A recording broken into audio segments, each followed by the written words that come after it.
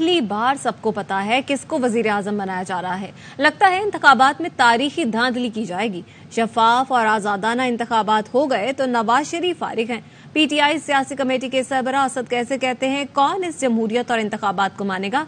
इससे इस्तेहकाम नहीं आएगा, तहरीकें उठेंगी। नवाज शरीफ डील के बगैर कोई काम नहीं करते। हम मफाहमत चाहते हैं और मफाहमत का मतलब आइन और कानून की अमलदारी और लेवल प्लेइंग फील्ड है। पहली दफा एक ऐसा इलेक्शन है कि सबको पता है कि किसने वज़ीर आज़म बनना है, और जिस तरह इसको लाया जा रहा है, जिस तरह उसको जो है ना प्रमोट किया जा रहा है, और जिस तरह उसकी केसेस को जो है ना ख़त्म किए जा रहे हैं, ये ड्रामा नहीं है। ये पाकिस्तान की तारीख का सबसे बड़ा जो है ना रिग इलेक्शन होगा। इस किस्म के इलेक्शन के बदले में मुल्क मजीद अनस्टेबल होगा, अनारकी फैलेगी और मुल्क में इकोनॉमी कोलैप्स कर लेगी। अभी डील करके आया है, जब भी हुआ है जनरल जिलानी की वजह से ये डील के ऊपर चलते हैं। किसने ये अवाम ने वोट देना है कि कोई किधर से या कोई तैयार बख्श आएंगे उसके लिए? अगर अवाम की वोट देनी है ना तो फिर तो उसके वो तो फारग है। वो कौन सा फार्मूला था जो अपने भाई को नहीं दे सका, और ये खुद करेगा। और खासकर जो काकड़ साहब आजकल बयान दे रहे तो वो तो पार्टी बन गए। हमें से क्या तवक्को करे कि वो फ्री एंड फेयर इलेक्शन करवाएंगे? चीफ इलेक्शन कमिश्नर उसको नोटिस नहीं करते। उनकी रिस्पॉन्सिबिलिटी है कि उसको नोटिस दे कि भाई ये किस किस्म के बयान देते हो, तुम क्या इसमें जो है इम्पार्शल रहोगे? ये तो न्यूट्रल नहीं रहा। इस वक्त तो हुकूमत जो है वफाकी हुकूमत और सूबाई हुकूमत, ये तो अमलन नवाज शरीफ की हुकूमत है कि निगरान हुकूमत जिसके पास मैंडेट ही नहीं है, और उसका कैबिनेट बैठ के फैसला जो है ना इतना बड़ा करता है, केसेस वापस लेते हैं, उसको जो है ना रिलीफ देते हैं। बाकी जमातें भी हैं, उनसे भी कोई मुलाकात या कोई जो फिर कोर कमेटी डिसाइड करेगा या खान साहब की तरफ से जो इंस्ट्रक्शन आएगी, तो हमने अपनी रिकमेंडेशन दी है। हमें वन पॉइंट एजेंडा पे सबके साथ एंगेज करना चाहिए, यानी one point agenda, free and fair election.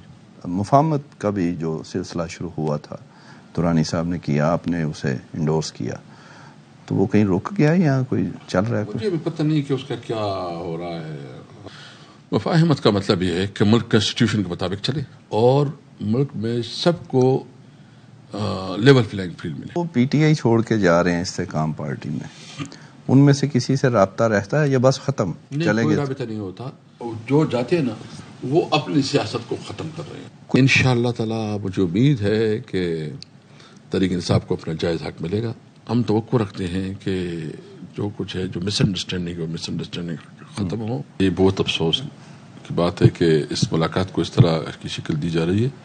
ये बेसिकली जो मौलाना की खुशदामन वफात हुई थी और उनकी जो बाजावड़ में जो इंसिडेंट हुआ था, तो ये पहले से हमारा तय था कि हम उनकी, क्योंकि हमारे कल्चर का हिस्सा है, एक इस्लामी फरीज़ा भी है, और बाई चांस नमाज का वक्त था तो नमाज हमने उधर पढ़ ली।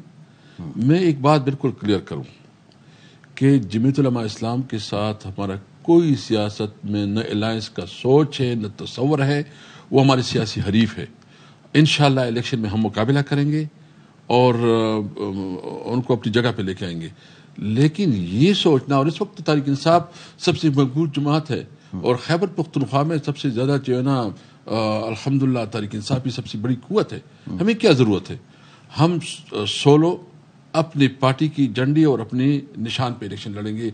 हमारा किसी के साथ अलायंस नहीं होगा। इसको आप इस सारी चीज़ों को एक नैरेटिव के तौर पर चलाए, ये इंतहाई नामुनासिब है। हम इमरान खान के साथ खड़े हैं, इमरान खान हमारा लीडर है, हम उसके साथ खड़े हैं और खड़े रहेंगे। किसी की गलतफहमी न हो। और आपको पता है कि न इमरान खान किसी के सामने झुका है और न उसके वर्कर किसी के सामने झुकेंगे। उन्होंने ये फोटो निकाला है तो बहुत नामुनासिब किया है, और जो वीडियो में जारी किया है, बहरहाल इसमें हमारी लीडरशिप इन्फॉर्म थी। इस तरह इस्तेमाल करना, सियासत के लिए इस्तेमाल करना, ये इंतहाई नामुमकिन।